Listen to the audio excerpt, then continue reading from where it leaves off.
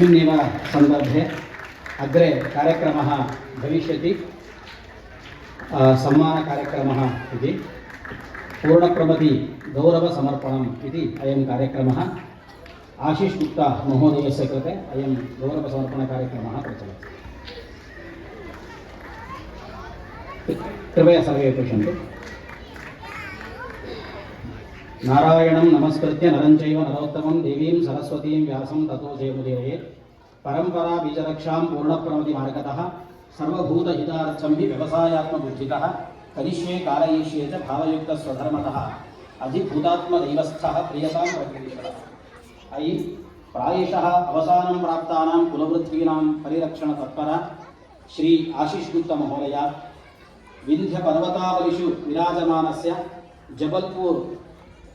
जबलपुरस्य अनतिदूरे नर्मदा उपनद्याः क्रीडायाः तीरे विद्यते इन्द्राणा इति ग्रामः विन्ध्यगिरिसानुषु शोभमानेषु। तत्र भवान् तत्र जीविकाश्रमः इत्येकम् 18 कुलवृत्ति कलाप्रदर्शनरूपं जिज्ञासूनां चर्चास्थानम् आश्रमम् एकम् अस्थापयत्। यत्र हि इन्द्राना ग्रामस्थाः जनाः स्वगृहेषु इव स्वैरं विहरन्ति। गुरूजी इति प्रथितयशाः श्री रवीन्द्रशर्मा महोदयः भवतां गुरुस्थाने विराजते इति तु महत् प्रमोदस्थानं। स च रवीन्द्रशर्मा महाभागः कलारसिकः स्वयं कलाविच्च आसीत्। यो हि भारतीय अर्थव्यवस्थाविषये भारतीय सांस्कृतिकविषये ग्रामनिवासिनां जनानां सामरस्यविषये च स्वयं ज्ञानवान्। अन्यांश्च नैकवारं प्रवचनादिषु बोधयामास। आदिलाबाद नगरे कलाश्रमं निर्माय मृद्दारुवादिकलानां कलाविदां च पोषकः आसीत्। दैववशात् तस्य अन्तेवासी इव शिष्यताम् अगृह्णात् भवान्। गुरुमार्गे सञ्चरन् भवानपि बहुवित्तप्रदानानि कर्माणि विहाय जीविकाश्रमं निर्माय सपरिवारः तत्रैव वसन् ग्रामस्थानां विश्वासपात्रं भूत्वा सम्प्रति मार्गदर्शकः सन् विराजते। तत्रैव प्रकृतिरमणीये मनोहरे प्रदेशे अर्थव्यवस्था भिक्षवृत्ति कुलवृत्तीनां विषये कार्यागारादीन् कुर्वन् भारतीयसुन्दरीं परम्परां बोधयन् अस्ति इति मोदावहोऽयं विषयः। आशीष गुप्ता महाभागं जीविकाश्रमवासिनं कलानां पोषकं वर्यं पूर्णप्रमति ईदृशं साधनानां विवृद्ध्यर्थं सन्तोषेण अभिनन्दति। क्रोधि संवत्सरः उत्तरायणं हेमन्त ऋतुः पुष्यमासः शुक्लपक्ष नवमी तिथिः। श्री विश्वप्रसन्नतीर्थ श्रीपादाः पेजावर अधोक्षित मठः। ಶ್ರೀ ಆಶೀಷ್ ಗುಪ್ತಾ ಅವರು ಶ್ರೀಪಾದರಿಂದ ಸಮ್ಮಾನವನ್ನು ಗೌರವವನ್ನು ಸ್ವೀಕಾರ ಮಾಡಬೇಕು. ಈಗಾಗಲೇ ಆ ಪತ್ರದಲ್ಲಿ ಓದಿದ ಹಾಗೆ ಮಧ್ಯಪ್ರದೇಶದ ಜಬಲ್ಪುರದ ಹತ್ತಿರ ಒಂದು ಇಂದ್ರಾಣ ಅಂತ ಒಂದು ಹಳ್ಳಿ, ಅಲ್ಲಿ ಒಂದು ಆಶ್ರಮವನ್ನು ಜೀವಿಕಾ ಆಶ್ರಮ ಅನ್ನೋ ಹೆಸರಿನಲ್ಲಿ ಒಂದು ಆಶ್ರಮವನ್ನು ಸ್ಥಾಪನೆ ಮಾಡಿ ಅದರಲ್ಲಿ ಅನೇಕ ಕುಲವೃತ್ತಿಗಳ ಸಂರಕ್ಷಣೆಯನ್ನು ಮಾಡುವ ಉದ್ದೇಶದಿಂದ ಅವರು ಕೆಲಸ ಮಾಡ್ತಾ ಇದ್ದಾರೆ. ಬೇರೆ ಒಂದು ಆಧುನಿಕ ಪ್ರಪಂಚದ ಕೆಲಸದಲ್ಲಿ ಇದ್ದವರು ಅಲ್ಲಿಂದ ಹೊರಗೆ ಬಂದು ಈ ಒಂದು ವಿಷಯ ತಮಗೆಲ್ಲ ಗೊತ್ತಿರಬಹುದು, ಸುಮಾರು ಒಂದು 200-300 ವರ್ಷದ ಹಿಂದೆ, ಇದು ಭಾರತೀಯರು ಹೇಳ್ಕೊಳ್ತಾ ಇರುವಂತಹ ಅಂಶ ಅಲ್ಲ, ಹೊರಗಡೆ ಆಧುನಿಕ ಅರ್ಥಶಾಸ್ತ್ರದ ಇತಿಹಾಸಜ್ಞರು ಹೇಳ್ತಾ ಇರೋದು ಸುಮಾರು 15-16 ಶತಮಾನಗಳ ತನಕವೂ ಕೂಡ ಇಡೀ ಪ್ರಪಂಚದ ಆರ್ಥಿಕ ವ್ಯವಸ್ಥೆಯ 50%ಗೂ ಹೆಚ್ಚಿನ ವ್ಯವಸ್ಥೆ ಭಾರತ ಮತ್ತು ಚೀನಾಗಳಲ್ಲಿ ಇತ್ತು ಅಂತ. ಸುಮಾರು 20-30% ಇವತ್ತಿನ GDP ಅಂತ ಏನು ಹೇಳ್ತಾರೆ ಅದು ಹುಟ್ಟುತ್ತಾ ಇದ್ದದ್ದು ಭಾರತದಲ್ಲಿ. ಇದಕ್ಕೆ ಕಾರಣೀಕರ್ತರಾಗಿದ್ದವರು ಯಾರು? ಈ ಎಲ್ಲ ಇಂಡಸ್ಟ್ರಿಗಳು ಕಂಪನಿಗಳು ಎಲ್ಲ ಬಂದದ್ದು ಇತ್ತೀಚೆಗೆ ಅಂತ ಆದರೆ ಅಷ್ಟು ವರ್ಷಗಳ ಹಿಂದೆ ಇಷ್ಟು ರೀತಿಯ ಸಮೃದ್ಧಿಯನ್ನು ಪಡೆಯೋದಕ್ಕೆ ಕಾರಣವಾಗಿದ್ದು ಯಾವುದು? ಇದು ಹಳ್ಳಿಗಳಲ್ಲಿ ಇದ್ದಂತಹ ಕುಲವೃತ್ತಿಗಳು ಆ ರೀತಿಯಾದಂತಹ ವಿಶೇಷ ತಂತ್ರಜ್ಞಾನವನ್ನು ತಮ್ಮಲ್ಲಿ ಆಗಿಯೇ ಅಳವಡಿಸಿಕೊಂಡು ಇಡೀ ವಿಶ್ವದ 1/3 ಅರ್ಥವ್ಯವಸ್ಥೆಯನ್ನು ತನ್ನಲ್ಲಿ ಇಟ್ಟುಕೊಂಡಿರುವಂತಹ ವ್ಯವಸ್ಥೆಯನ್ನು ನಮ್ಮ ದೇಶ ಹೊಂದಿತ್ತು. ಅದು ಅನೇಕ ಕಾರಣಗಳಿಂದ ನಾಶವಾಗ್ತಾ ಬಂದಿದೆ. ಅದನ್ನು ಉಳಿಸುವಂತಹ ಕೆಲಸವನ್ನು ಕೆಲವು ಸಮುದಾಯಗಳು ಅಲ್ಲಲ್ಲಿ ಹಳ್ಳಿಗಳಲ್ಲಿ ನಡೆಸ್ತಾ ಇದ್ದಾರೆ. ಅದನ್ನು ಅರ್ಥೈಸಿಕೊಂಡು ರವೀಂದ್ರ ಶರ್ಮಾ ಅವರು ನಡೆಸಿದಂತಹ ಕೆಲಸವನ್ನು ಕಲಿತು ಆ ರೀತಿ ಹಳ್ಳಿಗಳಲ್ಲಿ ಆ ವ್ಯವಸ್ಥೆಯನ್ನು ಉಳಿಸ್ತಾ ಇರುವಂತಹ ವಿಶೇಷ ಕೆಲಸವನ್ನು ಶ್ರೀ ಆಶೀಶ್ ಗುಪ್ತಾ ಅವರು ಮಾಡ್ತಾ ಇದ್ದಾರೆ. आज ये आप सबके माध्यम से यहाँ अभिभावित होते हुए, सम्मानित होते हुए बड़ा गर्व का अवसर महसूस हो रहा है। और उससे भी ज़्यादा गर्व इस बात पे हो रहा है कि अब पूरी तरह से मैं पूर्ण प्रवृत्ति इस परिवार का हिस्सा बन गया हूँ। तो पूर्ण प्रवृत्ति जो दूर से हम लोग बातचीत करते थे, देखते थे, और पहली बार मेरा बेंगलोर आना हुआ है। पूर्ण प्रवृत्ति की बहुत सारे शिक्षकगण, आचार्यगण जबलपुर आ चुके हैं, तो लेकिन ये पहली बार बहुत समय के बाद लग रहा था, काफ़ी समय से कि आना है। तो पूर्ण प्रवृत्ति और श्रीनिवास जी ने इस चीज़ का मौका दिया, उसके लिए मैं बहुत बहुत धन्यवाद देता हूँ। और पूर्ण प्रवृत्ति जिस तरह की चीज़ों से हम एक अलग ढंग का, जो आज 2 दिन से हम लोग प्रोग्राम देख रहे हैं, उसके पीछे की पहले चर्चाएं जो हुई हैं, तो जिस तरह का IKS जो हम लोग आज बात कर रहे हैं इंडियन नॉलेज सिस्टम को, लेकिन जिस तरह की IKS होना चाहिए केवल बातों में नहीं, बल्कि वो इम्प्लीमेंटेशन के लेवल पर किस तरह से होना चाहिए, वो आज दिख रहा है। और सबसे बड़ी बात है कि इस पूरे प्रकल्प में शिक्षक, इंस्टीट्यूशन, मठ, विद्यार्थी, पेरेंट, सारे लोग इन्वॉल्व हैं। तो ये बहुत ही ज़बरदस्त उस तरह का मौका है। भारत में ऐसे प्रयोग कम हो रहे हैं जहाँ सबको एक परिवार के रूप में लेते हुए ये काम किया जाता है। बहुत सारी जगह जाने का मौका मिला है, लेकिन इस तरह का मौके कम आते हैं जहाँ ये सारे लोग एक साथ मिलकर ये काम कर रहे हैं। तो मैं पूर्ण प्रवृत्ति को, श्रीनिवास जी को और पूरी टीम को इस पूरे आयोजन के लिए बहुत बहुत बधाई देता हूँ और आपके उज्जवल भविष्य की कामना करता हूँ। धन्यवाद। रमाबाई संतु नामको इमो दंपती अगारी समुदाये प्राप्तजन्मानौ स्तः। प्राकृतभाषायां इस्पात इति प्रसिद्धस्य सारलोहस्य उत्पादनकर्मणि संसिद्धपारम्परिकज्ञानः अयं समुदायः। भारतीय परंपरा विद्वेषिणा ब्रिटिश सर्वकारेण 1978 वर्षे अपराधी समुदायः इति घोषितः, अतः एव बहिष्कृतः च आसीत्। अत एव तत्कुलजाः ग्रामेषु स्थातुम् अशक्ताः सन्तः दूरं गभीरवनाश्रिताः अभवन्। अपि च तेषां जीविकामूलायाः लोहखननक्रियायाः एव निषेधः कृतः सर्वकारेण।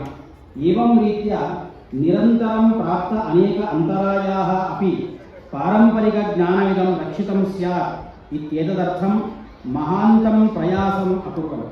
महत्या श्रद्धया आसेतु हिमाचलं सञ्चलन्तः लोहोत्पादनकलां प्रदर्शयन्तः सन्तः जनमनसि पारम्परिकप्रज्ञाम् उद्दीपितवन्तः। एषा च सा परम्परा यया महरौली नगरे सुप्रसिद्धः अयं स्तम्भः निर्मितः विराजते, यया च यूरोपीय सम्राट्भिः प्रयुक्तानां दामस्कस्वाई इति प्रसिद्धानां खड्गानां च निर्माणं कृतम्। स्वप्राङ्गणे स्थापितायां कार्यशालायां शिलाः द्रावयित्वा सारलोहनिर्माणस्य प्रदर्शनं यदेतैः क्रियते, तेन अस्याः ज्ञानपरम्परायाः विषये आधुनिककालेपि विनूतना जिज्ञासा श्रद्धा च जागृते स्तः। एतेषां पारम्परिकज्ञानस्य प्रशंसापूर्वकम् अध्ययनं विश्वविख्यातेन मैकल् फारडे महोदयेनापि कृतम्। अद्यत्वे तु आधुनिकलोहनिर्माणप्रक्रियायां विद्यमानैः आचरणैः क्रियमाणः प्रकृतिविनाशः सर्वेषां साक्षिगोचरः अस्ति इति कारणतः पर्यावरण अनुरूपायाः अस्याः पारम्परिकलोह उत्पादनक्रियायाः समाजे पुनः प्रतिष्ठापनस्य इतोपि महत्त्वं वर्तते। तदर्थम् अनेन समुदायेन क्रियमाणा परंपरा बीजरक्षा महती प्रकृति सेवारूपा, प्रकृति ईश्वर सेवारूपा च। रमा संतु दंपत्युपलक्षितः अयं समुदायः परंपरा बीजरक्षा कर्मणि कृतसंकल्पस्य पूर्णप्रमति परिवारस्य महान् प्रेरकः इत्यत्र नास्ति संशयलेशः। रमा संतु महाभागौ पूर्णप्रमति ईदृशौ साधनानां विवृद्ध्यर्थं संतोषेण अभिनन्दति। ನಿಮ್ಮ ಭಾಗ್ಯ ದೊಡ್ಡದೋ, ನಮ್ಮ ಭಾಗ್ಯ ದೊಡ್ಡದೋ, ನಿಮ್ಮ ಭಾಗ್ಯ ದೊಡ್ಡದೋ, ನಮ್ಮ ಭಾಗ್ಯ ದೊಡ್ಡದೋ. ಸಮ್ಮತಿಯಿಂದ ನಾವು ನೀವು ಸಾಟಿ ಮಾಡಿ ನೋಡುವ ಬನ್ನಿ, ಸಮ್ಮತಿಯಿಂದ ನಾವು ನೀವು ಸಾಟಿ ಮಾಡಿ ನೋಡುವ ಬನ್ನಿ.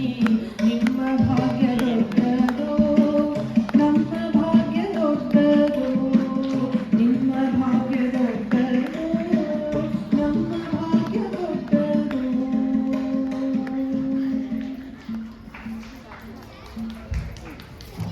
ಈಗಾಗಲೇ ಆಚಾರ್ಯರು ತಿಳಿಸಿದ ಹಾಗೆ ಜಬಲ್ಪುರ ಪ್ರಾಂತ್ಯದಲ್ಲಿ ಇವರ ಈ ಲೋಹ ನಿರ್ಮಾಣದ ಕ್ರಿಯೆಯನ್ನು ಬ್ರಿಟಿಷರ ಕಾಲದಲ್ಲಿ ಇದೊಂದು ಅಪರಾಧಿ ಸಮುದಾಯ ಅಂತ ಘೋಷಣೆ ಮಾಡಿ ಇವರನ್ನು ಊರಿನಿಂದ ಹೊರಗಿಟ್ಟು ಇವರು ಯಾವ ರೀತಿಯಾಗಿ ಲೋಹದ ಕೆಲಸಗಳನ್ನು ಮಾಡಬಾರ್ದು ಅಂತ ಇದು ಅನೇಕ ಭಾರತೀಯ ಪಾರಂಪರಿಕ ಜ್ಞಾನವನ್ನು ವ್ಯವಸ್ಥಿತವಾಗಿ ವಸಾಹತುಶಾಹಿ ಕ್ರಮದಲ್ಲಿ ದೂರ ಮಾಡಿದ್ದು ಪುಸ್ತಕಗಳಲ್ಲಿ ಕೇಳಿರ್ತೇವೆ. ಅಂಥದ್ದನ್ನು ಇವರುಗಳು ಕೂಡ ಅನುಭವಿಸಿದವರು. ಆದರೆ ಆ ಸಮುದಾಯ ಒಂದು ಛಲದಿಂದ ಕಾಡಿನಲ್ಲಿ ಉಳಿದುಕೊಂಡು ತಮ್ಮ ಆ ಕಲೆಯನ್ನು ಉಳಿಸಿಕೊಂಡು ದೇಶದಾದ್ಯಂತ ಸಂಚರಿಸಿ ಅದರ ಕಲೆಯನ್ನು ಜಾಗೃತಗೊಳಿಸ್ತಾ ಇವತ್ತಿಗೂ ಕೂಡ ಆ ಒಂದು ಪಾರಂಪರಿಕ ಜ್ಞಾನವನ್ನು ಉಳಿಸಿಕೊಂಡು ಅದೇ ರೀತಿಯಲ್ಲಿ ಲೋಹ ನಿರ್ಮಾಣವನ್ನು ಬೆಳೆಸಿಕೊಂಡು ಬಂದಿದ್ದಾರೆ. ಈಗಾಗಲೇ ಹೇಳಿದ ಹಾಗೆ ಇವತ್ತಿನ ಕಾಲದ ಕಾರ್ಖಾನೆಗಳಿಂದ ಆಗ್ತಾ ಇರುವಂತಹ ಲೋಹ ನಿರ್ಮಾಣದ ಕಾರ್ಯದಲ್ಲಿರುವಂತಹ ಸಮಸ್ಯೆಗಳೆಲ್ಲರಿಗೂ ಗೊತ್ತಿರುವಾಗ ಇದಕ್ಕೇನಾದರೂ ಪರ್ಯಾಯ ಇದೆಯಾ ಅಂದರೆ ಇಂಥವರ ಬಳಿ ಹೋಗಿ ಕಲಿಯೋದು ಒಂದೇ ಅದಕ್ಕೆ ಅವಕಾಶ. ಈ ಬೀಜ ರಕ್ಷಣೆಯ ಕಾರ್ಯದಿಂದ ನಾವು ಕಲಿಯಲಿಕ್ಕೆ ತುಂಬ ಇದೆ. ಮುಂದಿನವರು ವಿಭೂಷಣ ಕೆ ಭೂಷಣ ಗುರು ವಿಶ್ವೇಶ ತೀರ್ಥ,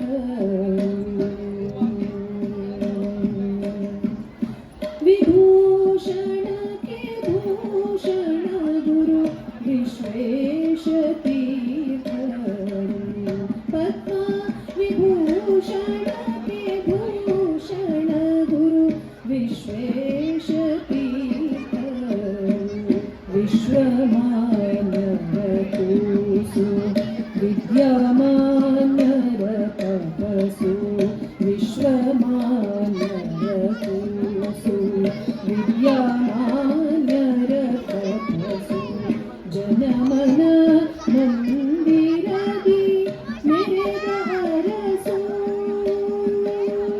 ಜನಮನ ಮಂದಿರದಿ ಮೇದ ಹರಸು, ವಿಭೂಷಣ ಕೆ ಭೂಷಣ ಗುರು ವಿಶ್ವೇಶ ತೀರ್ಥ,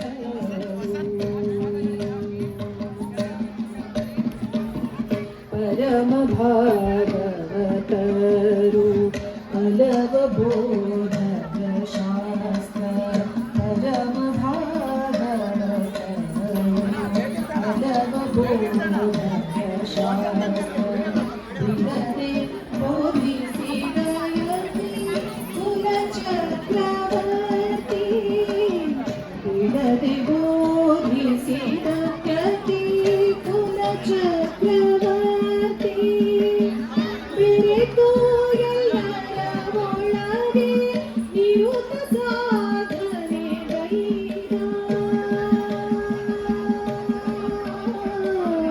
ಬೆರೆತು ಎಲ್ಲರ ಒಳಗೆ ನಿರುತ ಸಾಧನೆ ಗೈದ, ರಾಮ ವಿಠಲರ ಅನವರತ ಪೂಜೆಯ ಗೈದ, ವಿಭೂಷಣ ಕೆ ಭೂಷಣ ಗುರು ವಿಶ್ವೇಶ ತೀರ್ಥರು, ಖೇಚರ ಜಲಭೂ